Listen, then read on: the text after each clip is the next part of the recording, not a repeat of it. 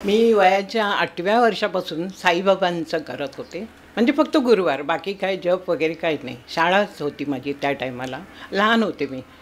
आणि ते पण बाबांबद्दलची जी ओढ होती, त्यांचं दर्शन घेतलं की त्यांच्याजवळ मी हितगुज करायची. त्यांना सांगायची, माझे वडील खूप मारतात हां बाबा, मला अभ्यास भरपूर येऊ द्या चांगल्या डोक्यात आणि मार्क चांगले मिळू द्या, असे मी बाबांना सांगायचे. आणि खरंच मी फर्स्ट क्लासमध्ये येत गेली 11वी पर्यंत.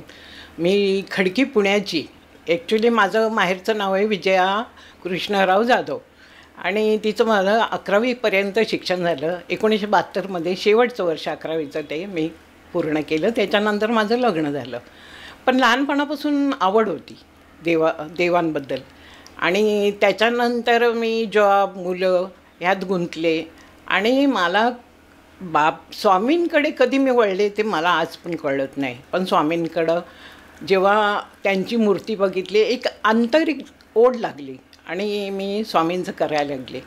स्वामींचं करता करता फक्त मी नामजप करायची. बसमध्ये, कंपनीमध्ये सतत नामस्मरणच असत. बाकी मला काही गुरु कोणच नव्हते. त्यामुळे मी नामजप करत गेले. काही त्रास होता घरात, खूप त्रास होता. पण मी स्वामींना कधी सांगायची नाही. तो भोग आहे माझा, मी म्हणून भोगत राहिली. आणि जप करायची. ऑफिसमध्ये, बसमध्ये जाता येताना सतत जप करत होते. आई माझी आजारी पडली आणि आम्हाला रोज अपडाऊन करायला लागायचं. आम्ही रोज रात्रीच्या लोकलने पुण्याला, खडकीला जात होतो. आईची सेवा दिवसभर करायची, परत रिटर्न. धाकटी बहीण आणि मी रोज जात होतो, रोज चालू. त्यामुळे मला मेमो मिळत गेला. कंपनीत मी जॉब सोडला. आईची सेवा पण केली पाहिजे ना, तेही कर्तव्य आहे. खूप कंटाळलो. रोज रात्री जायचं यायचं, परत दुसऱ्या दिवशी रात्री जाणं येणं, रोज लोकलने, पॅसेंजरने रात्रीचं जात होतो. कंटाळा आला. इतके महिने जात होता. मला झोप नाही, जेवण व्यवस्थित होत नाही. लहान मुलं माझी, कॉर्नरचा माझा फ्लॅट, होतं टेन्शन. पण मी सतत जपात होते. मी सगळं स्वामींवर सोडलं होतं. असं करता करता धाकट्या बहिणीला त्रास व्हायला लागला.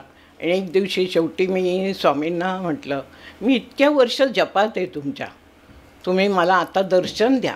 नाहीतर मी आणि ही नदी आहे, मुळामुठा नदी आमच्या गावाला, आईच्या घराजवळ.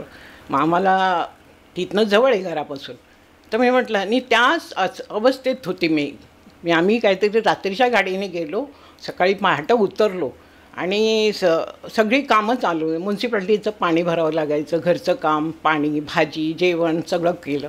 10-10:30चा टाईम होता आणि मी रडत होते. म्हटलं, स्वामी आज तुम्ही या, मला दर्शन द्या. नाहीतर 20 वर्ष जे मी जप फक्त केला, मी काही तुमच्याकडे अपेक्षा केली आहे, काही मागितलं नाही. एवढा त्रास, मी घरचा त्रास काढला पण कधी काही मागितलं नाही. पण आज तुम्ही आलात पाहिजे. आणि 10-10:30ची वेळ होती ती. मी बाहेरची खोली पुसत होते, बहीण आतली पुसत होती, लादी धुत होती.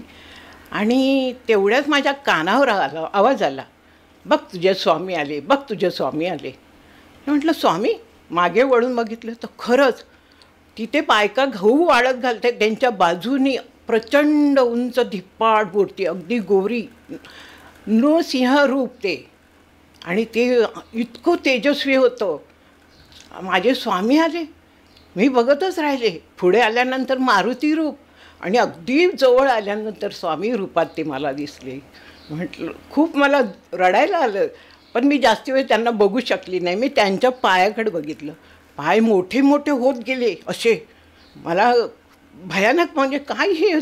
आणि त्यांचं कमंडलू, पायात खडावा, इतक्या स्वच्छ की विचारतो सोय नाही. आणि त्या कमंडलूमध्ये काहीतरी टाकलं पाहिजे म्हणून मी घरात जाणार, तर माझे दोन्ही पाय जमिनीला चिटकले.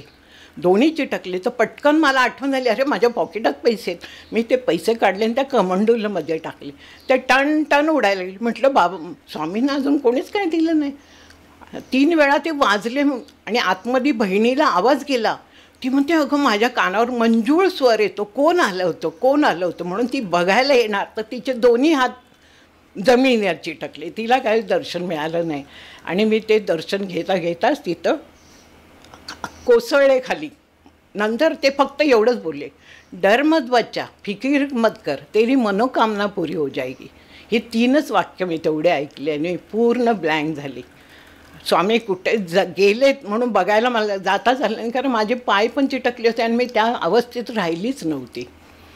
त्याच्यानंतर त्यांचा तो आशीर्वाद मला मिळाला, त्या आशीर्वादाच्या आनंदात होते. त्याच्यानंतर अगदी जादूची कांडी फिरावी अशा घटना घडल्या. आईला भावाने घेऊन गेला, तिचाच सांभाळ केला. नंतर आम्हाला जायची वेळ आली नाही. पण नंतर जे काही अनुभव सुरूच झाले, माझ्या कंपनीत मला मेमो मिळाला होता त्यामुळं, आणि तरी मी जात होते का तर नाही मला गरज आहे. पण साहेब आमचे जे होते स्वतः ते काय मला बोलले नाही, पण लोक चालले होते की तू खूप रजा करतेस. आणि त्यावेळेसच आमच्या बिल्डिंगचं काम निघालं होतं आणि 1990चा काळ तो, आणि 1.5 लाख भरायचे होते त्या हॉलचे पुढच्या, आणि माझ्याकडं तर तेवढा पैसा नव्हता आणि माझ्या मिस्टरांकडं पण नव्हता. आम्हाला घर विकायची पाळी आली. सगळी यायची, रूम आम्हाला द्या आम्हाला द्या. त्यावेळेस रूम जाणार, फ्लॅटमध्ये राहणार, जन्म झालेलं मुलं, आपण कुठं जाणार हा विचार होता. पण एकच माझं ध्यान, स्वामींचा जप करणं. आणि नंतर सतत मला 6 महिने, तरी मी जॉबवर राहिले, मला कोणी जास्ती त्रास काही दिला नाही. 6 महिने माझ्या कानावर आवाज येत होता, नोकरी सोड नोकरी सोड. मी म्हणायचे स्वामी नोकरी सोडून कसं चालणार, माझं घर आहे, मुलं आहे, त्यांची शिक्षण आहे, लहान लहान मुलं आहेत, मी नोकरी सोडून कुठे जाणार. आणि आता ती माझी कसे PF वगैरे सगळं कापला जात होता तिथं, दुसरी आता नोकरी कुठे शोधणार म्हटलं. सारखे स्वामी सांगायचे. 6 महिने मी ऐकलं. शेवटी म्हटलं नाही, स्वामींची इच्छा आहे, त्यांनी मला आशीर्वाद दिला आहे, डर मत बच्चा फिकीर कर मत तेरी मनोकामना पुरी हो जाएगी. तर म्हटलं त्यांनी काहीतरी व्यवस्था केली असेल. आणि खरंच त्यांनी मला आशीर्वाद दिला होता. तो 6 महिन्यानंतर फलित व्हायला सुरुवात झाली. अचानक माझ्या हातातून व्हायब्रेशन वगैरे यायला लागलं. शरीरात काहीतरी वाचताना जाणीव व्हायची. मला काय होतं आहे कळत नव्हतं मला. मुलुंडला ते सामंत म्हणून होते, ते संध्याकाळ पेपरला लिहायचे. मी त्यांच्याकडे गेले, म्हटलं का मला काय असा त्रास होतो वाचताना. तर म्हणे तुझी थोडी कुंडलिनी तू जागृत करून घे. आणि मग त्याच्यानंतर ती कुंडलिनी माझी जागृत झाली आणि आपोआप जादूची कांडी फिरावी अशा एक एक घटना होत गेल्या. मी पेशंट पण करायला लागले रेकीचे आणि स्वामींची सेवा केली. नोकरी सोडली मी. आणि असं करता करता स्वामींनी माझी परीक्षा घ्यायची ठरवली. त्यांना वाटलं ही पैशासाठी, हिला पैसा पाहिजे, काय पाहिजे बघावं, म्हणून त्यांनी माझी परीक्षा घ्यायची ठरवली.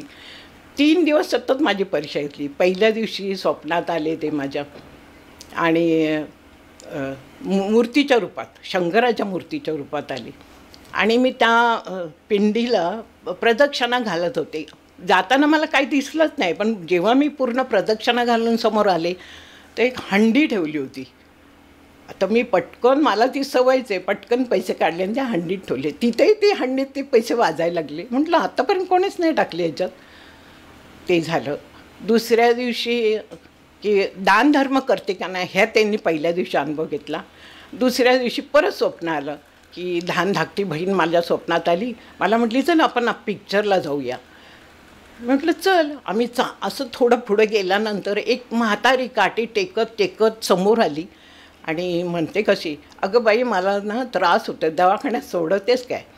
तर मी माझ्या बहिणीला सांगितलं तू जा पिक्चरला, मी ह्यांना दवाखान्यात, मी नेऊ त्यांना हॉस्पिटलपर्यंत, हॉस्पिटलच्या आतमध्ये सोडलं. तिथंच स्वप्न संपलं. परत 2 दिवस बघितलं ही सेवाभाव आहे की नाही, दानधर्म. तिसऱ्या दिवशी स्वतः स्वामी स्वप्नात आले आणि मला म्हटले चल. म्हटलं कुठं नेतात स्वामी. त्यांनी एका गुहेत, अलिबागाची गुहा कशी असते तशी, आणि हे पैसा, हे हंडे भरलेले धो धो वाहत आहेत, सगळं सोनं, झाडं, सगळीकडे सोनं सोनं, लक्ष्मी उभी आहे तिथं, पैसे पडत आहेत धो धो धो. मला स्वामी म्हणतात घे, तुला किती पाहिजे घे. मी स्वामींना म्हटलं स्वामी हे पैसे घेऊन काय करू, एवढे पैसे मी घरी नेले तर पोलीस पकडतील मला, काय करू मी या पैशाचं. असं 3 दिवस त्यांनी माझी परीक्षा घेतली. भयंकर आनंद झाला की स्वामी आलेत आणि प्रत्यक्ष मला त्यांचं दर्शन झालं. त्याच्यानंतर मी मात्र एकाग्र केलं मन आणि ध्यानधारणेला सुरुवात केली. सगळे दिवस नोकरी सोडली होती, त्यांनी सांगितलं तर मी नोकरीही सोडली होती आणि ध्यानधारणेला सुरुवात केली. त्यानंतर मी रेकीचं शिक्षण पण घेतलं आणि ध्यानधारणेला मी सगळी कामं झाली की रात्री बसायची. पण कधी पहाटेपर्यंत मला अजिबात म्हणजे शुद्धच राहायची नाही. एवढं पूर्ण मी ब्रह्मांडात विलीन व्हायची. पूर्ण तो आनंद मला मिळायचा, अतिशय सुंदर.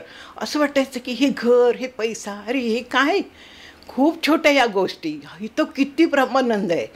लोकांनी का नशा करतात, किती आनंद आहे या ब्रह्मांडात, किती सुख आहे. तो मी आनंद घेतला आणि जे कामं अतिशय तन्मयतेनेच मी नामस्मरण आणि ध्यानधारणा रोज करायला लागली, रोज.